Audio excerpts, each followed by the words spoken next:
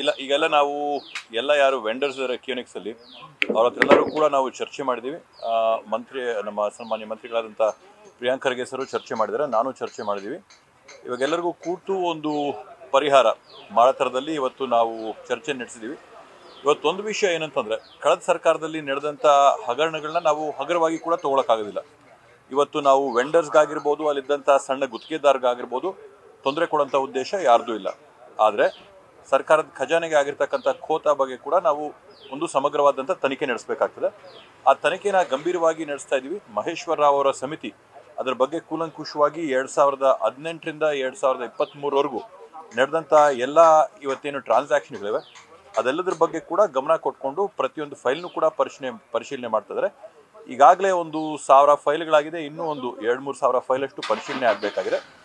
ಈ ಒಂದು ವರದಿಯಲ್ಲಿ ಎಲ್ಲರೂ ಕೂಡ ಯಾವುದು ಯೂಸರ್ ಡಿಪಾರ್ಟ್ಮೆಂಟ್ ಆಗಿರ್ಬೋದು, ಕಿಯೋನಿಕ್ಸಲ್ಲಿ ಆಗಿರ್ಬೋದು, ವೆಂಡರ್ಗಳಾಗಿರ್ಬೋದು, ಯಾರ್ಯಾರೆಲ್ಲ ಇದರಲ್ಲಿ ತಪ್ಪಿತಸ್ಥರಿದ್ದಾರೋ ಅವರೆಲ್ಲರಿಗೂ ಕೂಡ ನಾವೊಂದು ನ್ಯಾಯಕ್ಕೆ ಸ್ಥಾನಕ್ಕೆ ತಂದು ಯಾವ ರೀತಿಯಾದಂಥ ಒಂದು ಶಿಕ್ಷೆ ಆಗಬೇಕು, ಏನಾಗಬೇಕು, ನ್ಯಾಯ ಒದಗಿಸ್ಬೇಕಾದ್ರೆ ಆ ಕೆಲಸ ಮಾಡೋಂಥದ್ದನ್ನು ನಾವು ಮಾಡಬೇಕು ಅನ್ನೋಂಥ ಒಂದು ನಿಟ್ಟಿನಲ್ಲಿ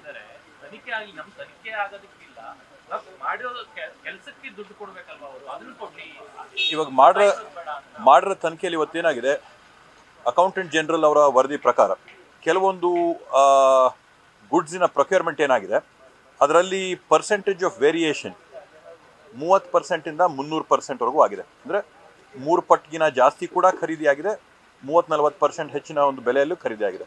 ಇದೆಲ್ಲದ್ರ ಬಗ್ಗೆ ಇವತ್ತು ನಾವು ನೋಡಿಕೊಂಡು ಯಾವ ರೀತಿಯಾಗಿ ಅವ್ರಿಗೆ ಕಾಸು ಕೊಡಬೇಕಾಗಿದೆ, ಆನ್ ವಾಟ್ ಗ್ರೌಂಡ್ಸ್.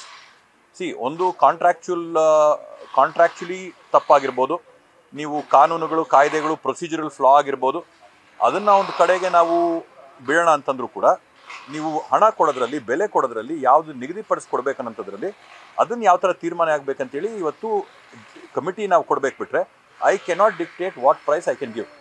ಇವತ್ತೊಂದು ಮೊಬೈಲ್ ಫೋನ್ಗೆ ನೀವು 3 ಲಕ್ಷ ಬಿಲ್ ಮಾಡಿರ್ಬೋದು, ಅದ್ರ ಬೆಲೆ 1 ಲಕ್ಷ ಆಗಿರ್ಬೋದು. ಕೊಡಬೇಕಾದಂಥ ಬೆಲೆ ನಿಗದಿಪಡಿಸೋಂಥದ್ದು ವರದಿಯ ಒಂದು ಜವಾಬ್ದಾರಿ, ವರದಿ ಇವತ್ತು ಸಮಿತಿಯ ಒಂದು ಜವಾಬ್ದಾರಿ. ಸಮಿತಿ ಯಾವಾಗ ನಮ್ಗೆ ಈ ವರದಿನ ಕೊಡುತ್ತೆ, ಶಿಫಾರಸನ್ನ ತಗೊಂಡು ಕೊಡೋಂಥ ಕೆಲಸ ಮಾಡ್ತೀವಿ. ಇವತ್ತು ನಾನೊಂದು ಹೇಳೋಂಥದ್ದು, ಆತಂಕ ಯಾವೊಬ್ಬ ಅಧಿಕಾರಿಗೂ ಕೂಡ ಬೇಕಾಗಿಲ್ಲ. ಇವತ್ತು ಸುಮ್ಮನೆ ಅಲ್ಲಿ ಹಣ ಇದೆಯಾ, ಹಣ ಹೋಗಿದೆಯಾ, ಹಣ ನಮ್ಮ ಹತ್ರ ಇದೆ, ವಿ ಆರ್ ಓಪನ್. RTI ಅರ್ಜಿ ಹಾಕಿ ನೋಡಿ, ಏನೇನು ಯೂಸರ್ ಡಿಪಾರ್ಟ್ಮೆಂಟ್ಗಳಿಂದ ಕ್ಯೂನಿಕ್ಸ್ ಬಂದಿರತಕ್ಕಂಥ ಹಣ ಎಲ್ಲ ಕೂಡ ಕ್ಯೂನಿಕ್ಸಲ್ಲೇ ಇದೆ. ಅದರಿಂದ ಕೊಡೋಕ್ಕೆ ನಮ್ಮಲ್ಲಿ ಏನು ಇಶ್ಯೂ ಇಲ್ಲ. ಕೊಡೋ ಪ್ರಮಾಣ ಎಷ್ಟು ಅಂತೇಳಿ ಅದು ಇವತ್ತು ಸಮಿತಿ ಕೊಡಬೇಕಾಗಿದೆ. ಸಮಿತಿ ಏನು ಶಿಫಾರಸು ಮಾಡುತ್ತೆ ಅದರ ಪ್ರಕಾರ ಕೊಡ್ತೀವಿ, ಕೂಡಲೇ ಕೊಡ್ತೀವಿ.